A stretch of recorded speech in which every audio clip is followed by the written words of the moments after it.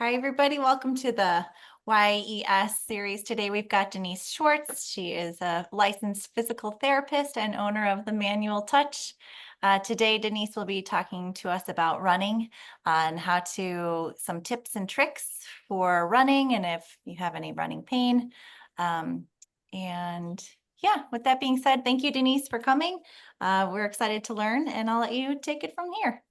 Thanks for having me, Amy. I really enjoy doing these webinars, and it's nice to have a couple of runners here on our or the webinar. The YES program tends to get mostly seniors, so we don't get too many runners. I think Amy said if you didn't want your faces to be in the video that'll be published, you might want to block out your camera because I'm not going to be seeing you, so I won't see any hands raised or anything. Okay. And I'm going to share my screen here.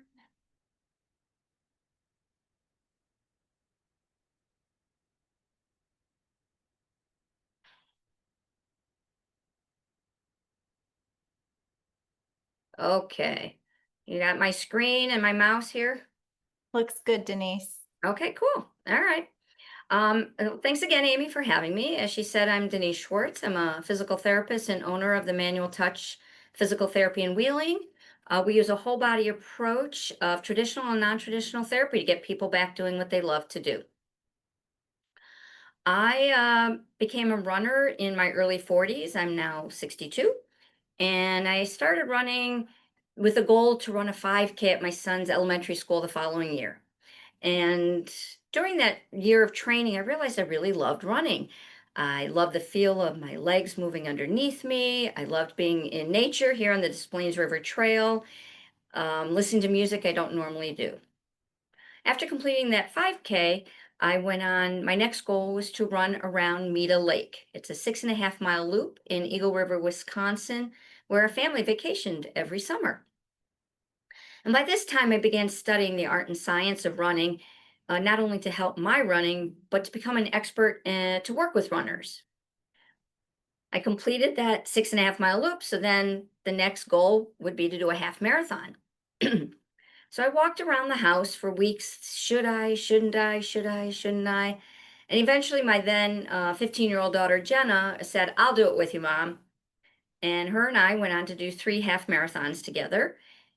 And not only was it an amazing sense of accomplishment, but I got uninterrupted time with my teenage daughter. And if you have teenage daughters, you would understand. We no longer run together, but we did do a trip to Italy together just recently. I went on to do 7 more half marathons and 1 marathon. The Milwaukee Marathon is a very small marathon. My marathon experience was wonderful. The weather was perfect. I didn't bonk. I didn't have any injuries. My best friends, my then husband, son, and mother came to cheer me on. And the best part was my son jumped in at various points in the race and ran the last 5 miles with me. He brought me salted watermelon and pretzels. So it was a wonderful, wonderful experience. I'm really very fortunate. Prior to my marathon, I was an injury prone runner. I had my share of plenty of running injuries. I had plantar fasciitis, IT band syndrome, hip flexor strain, a year and a half long bout of Achilles tendinopathy. And the worst was a perineal tendinopathy, where the only activity that I could do that didn't cause pain was swim. And I didn't like to swim at the time, but I embraced it and went on. And now I like to swim. But so even though I'm a physical therapist and I'm an expert in running, I can't treat myself. So I would see my PT friend who would take a look at me, and she provided me with exercises to rehab whatever injury I had, to promote mobility, stability, strength. And we took a look at my running form and we made some tweaks there as well. Sometime in my running career, I adopted a chi running method, and then ultimately, to do the marathon, I did a run walk method. I did 11-minute run to a 3-minute walk, which for me was essentially 11-minute miles. Once I adopted the walk run method, I never got injured again. Unfortunately, within about 3 years of doing the marathon, my arthritis in both of my big toes was bad enough that I had needed surgery, and I haven't really run since then. I now am a swimmer. But there are many a time I miss the consistency of training for a race, of running for 2, 3 hours on the trail. And as runners, I'm sure you'll agree, there is absolutely no other activity that gives you the same sense of high, runner's high, and joy and accomplishment as running does. But I do get that sense mostly when I treat runners. So I really enjoy working with runners.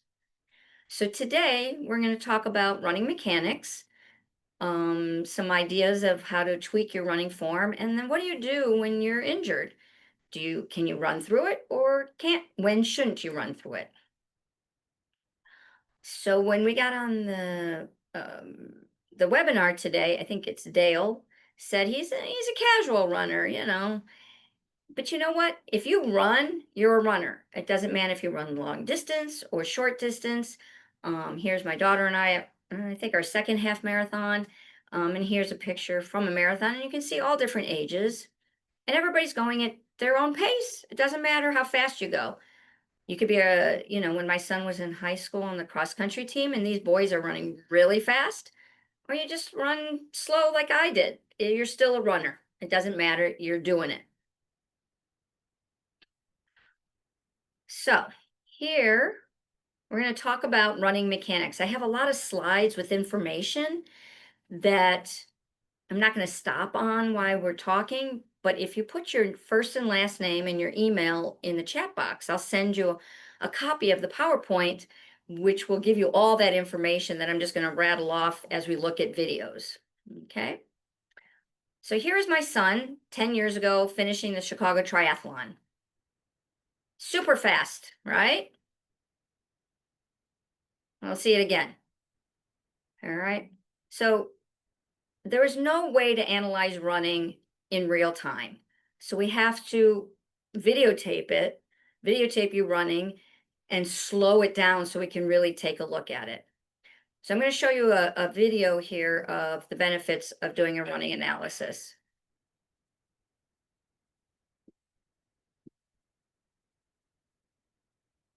Hi there, it's Denise, physical therapist and owner of the Manual Touch Physical Therapy.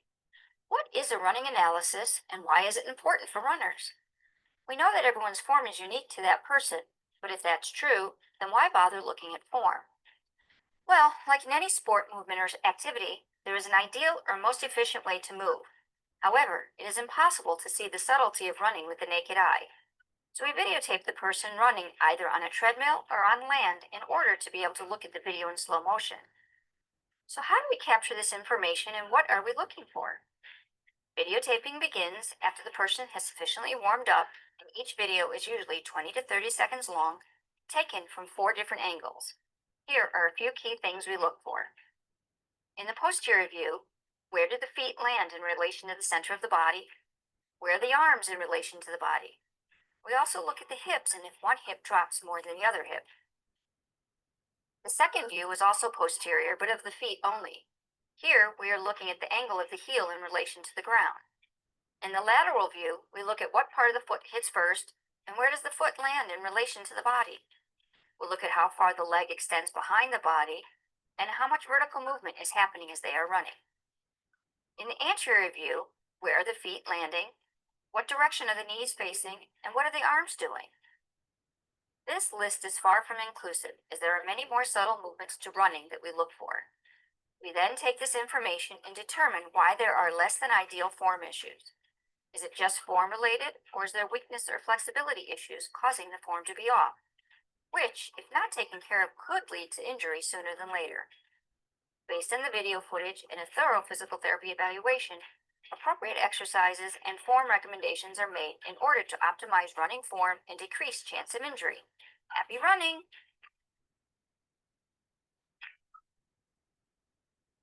Okay, so that gave you a pretty nice summary of why it's really good to get your running form analyzed and how we go about doing it. So let's talk about what we want to see and how you can maybe pick up on some of these things at home, okay? So here's a nice little list of some basics So, everybody's running form is unique, but there are some real basic things that everybody should do. So, you want to always think about running tall, looking straight ahead. You want your arms swing close to your body. You don't want to overstride where you're landing your foot. So, the foot should land real close to your body. Knees should be pointing straight ahead. There should be an ankle lean and cadence of 170 to 185 steps per minute. So I'm going to talk a little bit more about all these pieces. I just wanted to point out this slide for you. This is a blog post I wrote about I watched a video of a coach, a triathlon coach, talking about two different running styles. Either people fall into being a gazelle or a glider. And I think this really describes how someone really looks when they're running. So when I began running early on, my then husband would bike alongside me. He's like, "No, God, you don't look like a gazelle running. I don't know, you don't look like the other people running." And I was like, "Well, no, I'm kind of doing all the things you're supposed to do." And then when I saw this video, I was like, "Oh, I'm a glider. My son is a gazelle." So we're going to talk a little bit about that, and you'll see the difference here. So I love to use this video because my son's running really fast at the end of a race. So you can really see what a gazelle looks like running in slow motion. He's now 28 years old and married, so he looks a lot older than this. But okay, so what we're seeing here, standing tall, he's looking straight ahead. Okay, has a high knee drive. He's got some nice hip extension behind him, and his elbows are close to his body. And if I'm lucky here, I can get some. Okay. The other thing is the distance where he's coming off of his back foot to where he lands on his front foot is a pretty big distance, is what really differentiates between a gazelle and a glider. And you'll really see that when you see me in slow motion. And we're going to see where his foot lands. Okay. Pretty much lands almost underneath his body. He did not overstride out in front. You can kind of see this gentleman here, his foot's in front of his body, and he's got a pretty hard heel strike. Heel striking is just fine. If I was able to really get a capture of it, you'd see my son heel strikes too. Actually, everybody does once they fatigue. Because he's sprinting, he's got this enormous knee flexion where he's almost hitting his butt. Most people don't have that. Like you can see, this man doesn't have that as well. And Drew's elbows are driving back. The other thing that it's hard to see in a video like this is he doesn't have much vertical. So running is a forward movement. You don't want to waste energy going up and down. So you wouldn't have kind of when I look at a slow video on a treadmill, you'll see the head kind of doing a nice gentle sine wave. Okay, so he's got wonderful forward momentum here. Okay, and he takes a really long stride from the back end to get one foot out. So you can see how the massive amount of hip extension behind him. Okay. So those are the things we're going to look from a lateral point of view. So now if you look at me as a glider,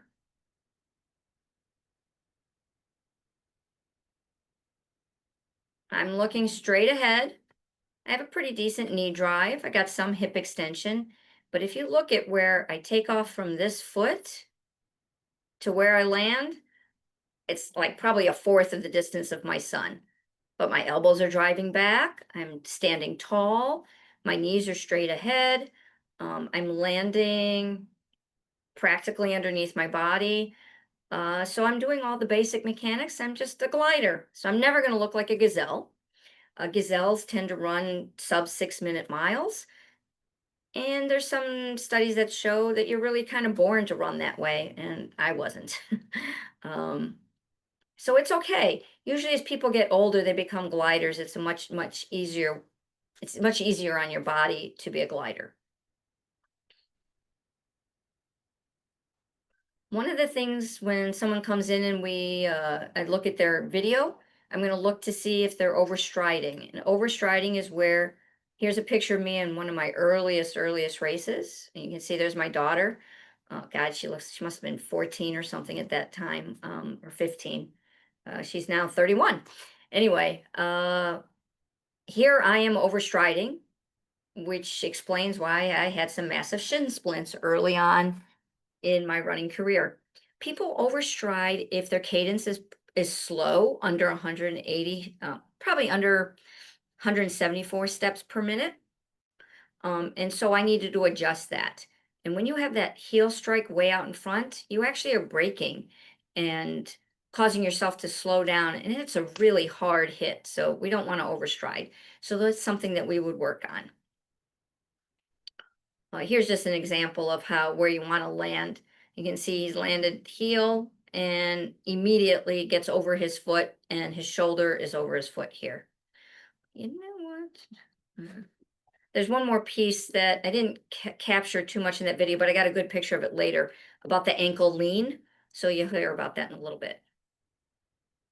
I have this wonderful ebook. So if you give me, again, put your first and last name and your email in the chat box, I can send you this ebook. I also have a running portal if you sign up for this online, where I have all my running tips and some high quality videos in one place. All right, so let's take a look at some posterior, when we're looking from the back, what we're looking for. This is, I drop down a midline.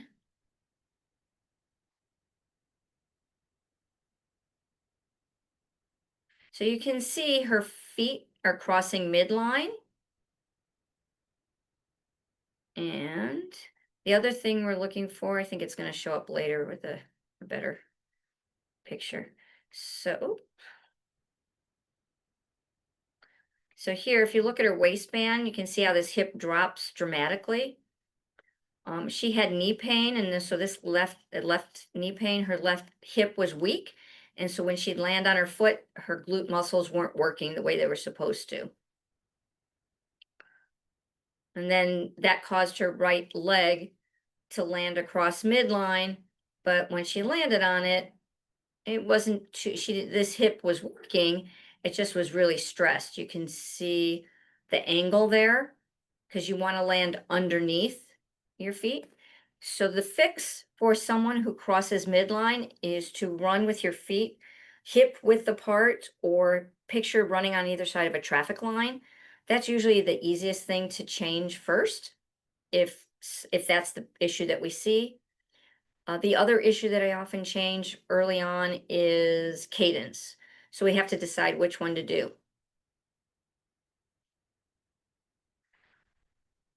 In the anterior view, we're looking to see if the arms are coming across the body or not, and if your knees are pointing straight ahead. So those are some other pieces we're going to look at. So once you videotape, how do we know what we need to change and what we need to work on? You don't want to change too much at once. It's too difficult. So we just change one thing at a time. If I see crossing midline or the cadence too low, I usually choose one of those two things to change first. If the cadence is fine and we change the stride, the distance between the feet, that can almost take care of symptoms pretty quickly. So that's an easy one to change and fix.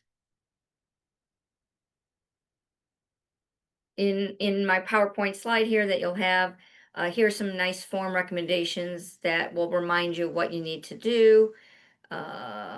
Okay. Cadence. This is really important, something that you can do on your own. So you want to count how many steps, how many times one of your feet hits the ground in 15 seconds. Okay, so let's say you choose your right foot. You start your timer. Every time your right foot hits the ground, you count that step for 15 seconds. Then you multiply that by 8, and you'll come up with how many steps you do per minute.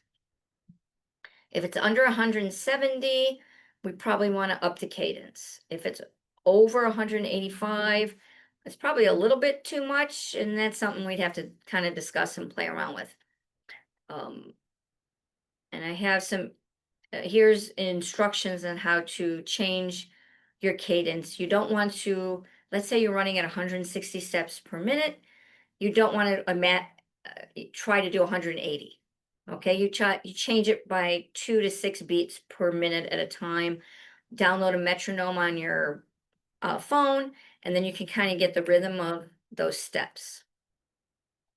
And so what I'll do with people, let's say they're at 165, I'll probably up them to 170 or 172, and I'll tell them to run for about a minute or 2 minutes at that cadence, and then to run at whatever pace or step rate they want, maybe for 5 minutes, and then try it again. Eventually, after 2, 3 weeks, you might be able to get a string together your whole normal run of at the new cadence. You don't want to do too much right away because you're going to get some soreness as your muscles are adapting to it. Something I'd like to say, the particularly about people crossing midline, I see that a lot with people coming walking. In fact, I would say the majority of my patients wind up crossing midline for various reasons. Maybe not quite crossing midline with running, but they'll walk almost like in a tightrope or too close together. So people with walking, I have them also work on walking with their feet hip width apart. That makes a huge difference. And sometimes people come in with hip pain or IT band, and once they just change where they're walking, where their feet are landing, the pain goes away. This was a piece that I missed early on. You want to have a good ankle lean, and that's what this is, okay? Otherwise, if people are, I think I have a picture. Oh, maybe I don't have it in here. Anyway, sometimes if people don't have a good ankle lean and they're sitting way back, they're reaching out too far in front and they're not accessing their glutes too well. Here is an exercise to work on that ankle lean. And you can get this in my running portal or on my website. This is some running arm exercises to work on getting a nice. Closer to your ribs. Nope. I should have turned the volume off. Sorry. The rib drive. Okay. And then we want to do it in standing, right? And this is to work on, if you can watch closely, his upper body is rotating one way as his upper body goes the other way. That's called a counter rotation. And that's why his knee is driving this way. Okay.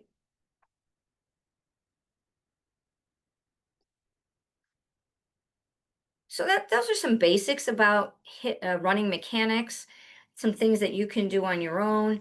If you videotape yourself or if you come in here, we'll really get some really nuanced. Some specific issues for specific group of runners. So for women runners in particular, women in general tend to have hip and core weakness. And then younger women, as they're developing, develop a lot of postural weakness. So their core isn't working very well. And then, of course, women go through menopause, which changes everything. So it's really important to keep up with hip strength and core strength and pelvic floor strength for women. Women who have given birth, or even men who gain a lot of weight and then lose weight, or even really heavy duty weightlifters, you might get a splitting of your transverse abdominis muscle, which is the muscle that goes around your whole core, and it causing a diastasis where you have a split of that muscle. And after you give birth or after you lose a lot of weight, it doesn't come back together like it's supposed to. And that diastasis, I can see that years later. So I had a woman, Gail, came to see me with plantar fasciitis, and she had fractured her foot twice, and she had 4 kids. And so by the time I saw her, I don't know, her youngest child might have been 5 out of the 4 kids, and she was a casual runner, ran a few times a week. She found that she would have to want to urinate within running of a mile every time she went out.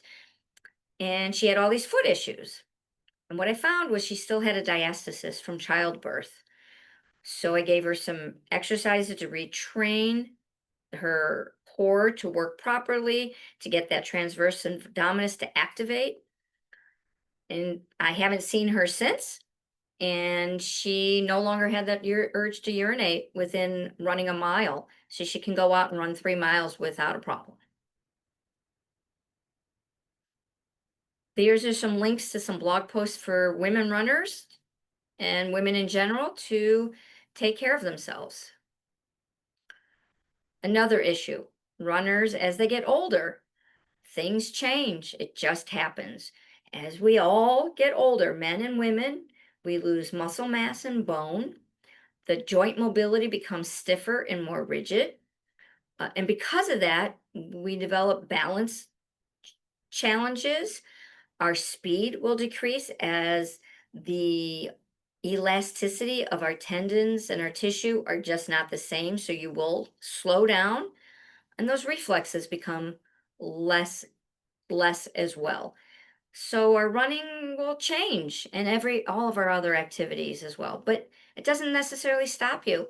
Here's my friend Carney. He's 73 years old and he's still doing triathlons and doing pretty well. He ran a marathon in his mid 60s. So it doesn't have to stop just because you get older, but your expectations have to change. And the amount of cross training and cross exercising that you need to do need to increase. You have to have balance exercises. You have to have strengthening exercises to get all those pieces working together. Now, probably why you're here is to learn, what do you do when you get injured? And why do runners get injured? Runners get injured a lot because it's a repetitive motion with very little deviation. And so their injuries typically are because of the too much syndrome or overuse. Too much intensity, too much speed, moving through a training plan too soon. And sometimes you follow a plan and you're doing really well and you're working with a coach and you're working within your limitations, and then all of a sudden you're injured. Sometimes you don't know when you've reached your too much syndrome. Usually that's not only the overuse piece, sometimes it's biomechanics. That was me. I was an injury prone runner because I had very rigid feet and ankles, which caused a lot of stress into my body, and my soft tissue didn't adapt well enough or quick enough. You could have weaknesses or muscle imbalances, soft tissue restrictions. Maybe you've had some surgery and you've got a lot of scar tissue that limits your mobility where you need it. Your running form could be an issue, which we did a whole talk about. Could be your shoes. Are you in the right shoes for you? Doesn't matter what brand it is. We just have to find the right shoe for you and your foot type. Are you someone who underpronates, which I am?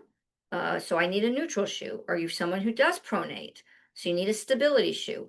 Pronation is where someone's foot falls in, or they're flat-footed. I have high arches, and that's usually a neutral shoe. Have you been using your shoes for too long? Are you keeping track of your mileage? I needed to change my shoes every 300 to 400 miles. I would have breakdown, in certain spots in the shoes, which it would then throw off my mechanics. So you're injured and you want to know, can I continue running through my injury? Because sometimes you can, but when you can't is if you're in constant pain. So you run, it hurts while you're running, it hurts after you're running, it hurts while you're sleeping. The next day, the pain is still just as bad. You need to stop running. But if you run and your pain is intermittent while you're running, and then afterwards it dissipates pretty quickly, and you're fine the rest of the day and the next day, you can run through it. If the pain while you're running or afterwards is less than a 5 out of 10, you might be able to run through it as well, long as it's gone by the next day. And if that's the case, we might make some tweaking in your training plan or how you're running. We might shift you to a run walk program, because what might be happening is your form might be breaking down every 3 to 5 minutes, let's say, or your body fatigues. And so your form breaks down. And that's why you get injured. So if we do a run walk program, you can reset your running form. And that's what worked for me. I had a patient, Gwen.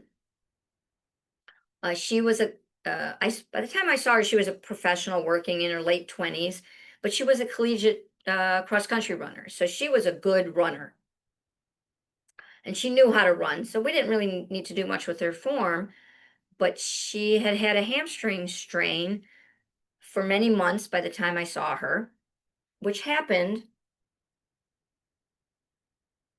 She had fallen on a run maybe 8 months previous, and this hamstring strain just kind of kept tweaking her. She could still run because it only hurt intermittently and it didn't bother her at other times of the day. So when she came in to see me, she had had an issue with her sacroiliac joint when she fell. So we got that fixed up. That's in her low back and her pelvis. And I told her, and her goal was to qualify for Boston. And she had a race, I think maybe 3 months or 2 months later, maybe 2 months later. So I told her, I said, you may not do any speed work. All her speed work she did on a spin bike. She could still run, but she had to run at an easy pace and do all her other strength training. I gave her some mobility exercises and balance exercises and strengthening. And she did all her speed work on her spin bike. Because she was an experienced runner who had done many marathons, she didn't need to, she knew she could run fast. She knew she could finish a marathon. So we didn't have to have the mental hurdle of running fast. She could do her speed work on the spin bike and it would translate over into her running. And sure enough, she did great at her marathon and she qualified for Boston. So those are little tweaks you can do. Someone who needed to stop running, like I had to do when I had peroneal tendinopathy, I had to stop running altogether and I had to swim and aqua jog. When she was able to run through her injury, we just had to run easy and do her speed work differently. Okay, so when you can't run, you are resting your injury. So sometimes runners or anyone who has an injury, they think, okay, I'll just stop doing that activity. And once the pain goes away, I can start up again. A lot of people wind up in that cycle because when you rest, it doesn't change why you got injured. Yes, it allows your tissues to heal. So if we take away the activity that's re-injuring it, allowing those tissues to heal, but it doesn't change why you get injured. So what do you do when you can't run? You can cross train, elliptical, spin, bike, aqua jogging, physical therapy, or you just enjoy life. So what's the biggest mistake runners make in pain? They ignore it. So you're resting it, right? Maybe you stop running for a couple of weeks and it goes away, so then you run again, but then it comes back because you haven't figured out why you got that problem. And that's why you want to get into physical therapy, get a running analysis, and figure out why you're getting those problems. Okay. So what happens when you come into physical therapy? Well, I do a PT evaluation. I take a look at your walking, your mobility, your strength. We'll poke around a little bit, figure out what's going on. I provide you with some exercises, both to strengthen, to build balance, improve your mobility, make sure all your joints are moving as much as they need to accomplish the activities you want to do. And then most importantly, neuromuscular re-education exercises to get your body working together, particularly your feet working with your core. So every time your feet hit the ground, are they activating your core and your glutes the way they're supposed to so you can move optimally?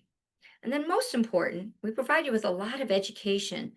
So even not just when you're doing your activity that you love, but how to function all day long and sleeping. Because if you're not in good posture or functionally or moving the way you're supposed to all day long, it doesn't matter how much you change and how well you do your exercises, you're going to still have a problem because and everything is connected. I'll also talk about feet and your shoes. You know, we want to make sure you're in the right shoes. So oftentimes I'll send you to a shoe store where they will evaluate you what kind of shoes you need. I love this story. This is Raj. He is actually holding a sign. He was pacing somebody, I think, in a 3-hour marathon time. But when he came to me, he had a sports hernia, which is a tear in one of the abdominal muscles. And he had pretty much just started running and doing triathlons. And he think he was a 4-hour marathoner when I saw him. And since then, we got him through his rehab. He went on to be an amazing runner. He has now run sub 3-hour marathons. He completed running the Grand Canyon from rim to rim to rim. That's where you go from the top all the way down to the other top and then back. He did Ironman triathlon, so he was really quite the athlete, and you can see he gets great joy of running. So those are all the things. Those are nice slides about everything that we want to do for runners, all the education you need. Here is another fabulous tool that we use here at the Manual Touch Physical Therapy. And what really differentiates us is really that whole body approach of looking at how everything is working together. But we also have this wonderful tool called an OOV. This was a device created by an Australian osteopath and biomedical engineer. It works your body three-dimensionally and it activates your core subconsciously. You can lay on your back. You can have it between your back and the wall. You can stand on it. You can lay on your stomach or your side. Here, I got an older gentleman doing some step balance exercises with it. And here's my son doing a more single leg advance exercise. I had my daughter's friend down in Florida. I think he's an MMA athlete. He's really uh, quite an athlete. He had some weakness. He has some hip issues. Anyway, he got onto the OOV on one leg, holding a plate. I don't know. I think those are 50 pounds, and did a pistol squat. So you can make it as advanced as you need, or you can do it. You know, if you're older, we can use it there as well. Another device by this Australian osteopath is a balance sit where you sit on it. And this again activates your core and your pelvic floor and really gets some good differentiation between your pelvis, hips, and back. So remember, if you put your first and last name in the chat box with your email, I can send you a copy of this PowerPoint, a bunch of ebooks, access to the running portal. So thank you for being here. You can reach me, and thank you for coming. And if you'd love to have just a phone consult, feel free to call my office and we can set you up for that. And we can talk about what you might need or what I can recommend. So, does anyone have any questions?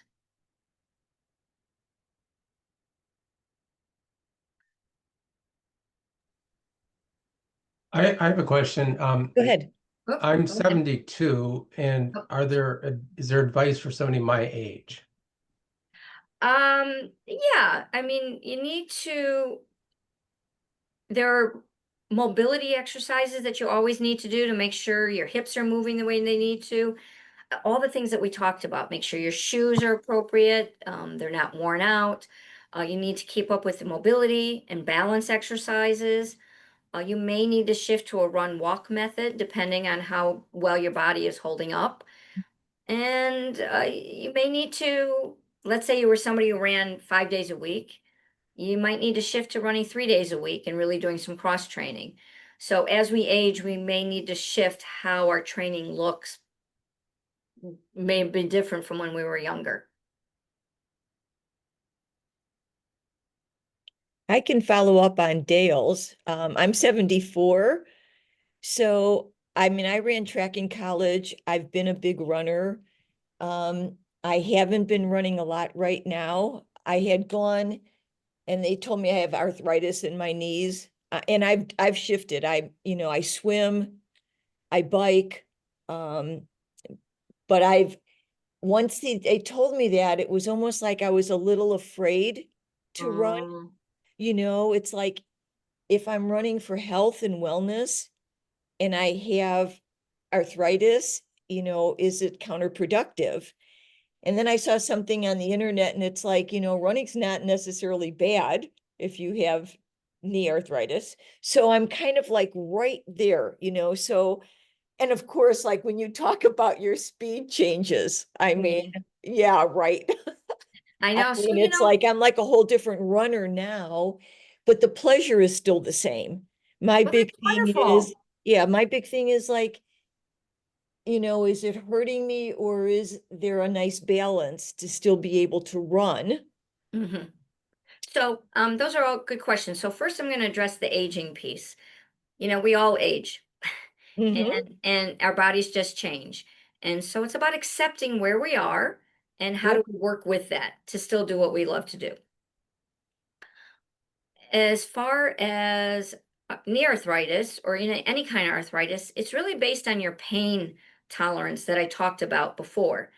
If you find your knees hurt while you're running and that pain persists and is achy through the night and bad the next day, we need to change how we're doing the running.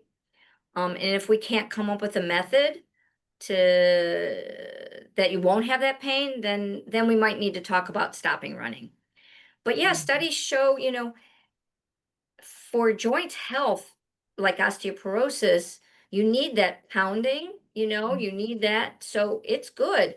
And there is no evidence that runners have more total knee operations than sedentary people. In fact, it's quite the opposite. So it Mhm. kind of depends on how significant your arthritis is and how much it interferes with your everyday life. So Mhm. you could come up with a plan, maybe you do twice a week, or maybe you do a run walk method, or, there's lots of different ways that we can skin the cat, if you will, and see Mhm. how you do. It's really how pain and how much it interferes if the pain disrupts your life. Okay. So, Thank you for is it that. going to make it worse while you're running? It's hard to say. Arthritis, we wear away. You were an athlete, and it's a double-edged sword. When we work out a lot and we're very athletic, things wear away sometimes sooner than other people, but then if you're sedentary, it wears away. So you got to find that balance between. Mhm. Does that answer it? I hope. Yes, it does, And I don't want you to be fearful. I think it's really about I had a patient, she's not a runner, but she has pretty significant knee arthritis. However, it doesn't really hurt her and she can still do everything she wants to do. And so she went and saw the surgeon just a couple weeks ago, and he's like, "Well, yeah, it's bone on bone, but if it's not hurting you and you still have good knee mobility, then you wait." The Mhm. problem is with waiting is if you start losing, so particularly with knees, if you can't flex your knee as much as you can need to, or if you can't straighten it as much as you can, once you start losing that, then you got to really start looking at doing something else. Mhm. If you're starting to atrophy because the muscle weakness is a problem, so you have to kind of know when you want to go. People who have knee arthritis can live with it a really, really long time. Mhm. If you have Thank you hip for that. arthritis and you need a hip, you need to get a hip. My big Mhm. toe was a big problem. I needed to do something. So, I also saw on your website that you have correct toes yeah, oh, they're wonderful. because that's the other thing. I have hammer toes and I'm not going to get surgery. So when I looked on your website, it was like, okay, I've got to get back to those correct toes. And I actually just ordered ones that are they call them sport, so that you really are you should be able to wear them while you're walking or Oh, running. so it's a different brand? Nope, they're part of the correct toes. Oh, So anyway, but that was it. yeah, the correct toes you can wear walking or running if they fit in your shoes, if the toe box is wide enough. Yeah, okay. So there's a way to relace your shoes. I think if you look on my website, there's an article about shoelacing, and you can see Okay. different ways to do that. It's not easy to I have dinky little feet. And so, so the correct toes fit in the shoes with them. And I had a gentleman here just now. He's not a runner, he's an older gentleman. But he was able to get a wide enough shoe where the correct toes worked with his in there. So, and sometimes you can play around with trimming the correct toes. You know, you cut off like the little toe part because you don't need the little toe doesn't need to be spread as much as all the other toes. Okay, thank you. You're welcome. But I'm glad you got them. The correct toes, when you get them, you want to wear them and do some balance exercises while you're wearing them without shoes. Okay, Because what it does is the correct toes get your foot to sit on the ground the way it's supposed to, get your big toe on the ground and your whole foot on the ground the way it's supposed to, and it helps with your balance and gets your foot to work the way it needs to. When I first used them 12, 13, 14 years ago, my arches actually softened enough that I had to get new orthotics. So it was a Oh. dramatic change for me. wow. Yeah. Okay. Well, thank you for coming. Thank you. And Yes, this was great. yeah, I'm glad you enjoyed it. Thank you, Well, Denise. thank you very much. Yes. Thank You are you. quite Thank you. welcome. This Yeah. was great. I put my email in the chat box. Okay, great. Appreciate it. Thank Did you. want to put your email in there? Yes, like I did. Yes. You did? Well, you know what, Dale? Oh, no, I didn't. Pardon me. Okay, hang on. Yeah, go ahead and put it in there. While And you then guys are doing that, I'm gonna let you know Denise's next talk is in September. It's on the 18th, same time. It's on how to heal low back pain. So if you don't, Oh, if you okay. aren't interested in that, but if you know somebody that has lower back pain, please send along the information. Yeah. It's on our website and we have flyers in the lobby of the YMCA, but we'll Okay. And the follow. other thing, physical therapy, both of you are seniors, probably on Medicare. So with Medicare, you do need a prescription from your doctor, and I do accept Medicare. Thank you. That's great information. You're welcome. Well, thanks for coming. This was fun. I was Thank glad you. to see some runners. It's nice. Thank you so much, Thank you. Denise. Everyone have a Enjoy wonderful the rest day. of the summer. Bye. Thank you, you too. Bye. Bye.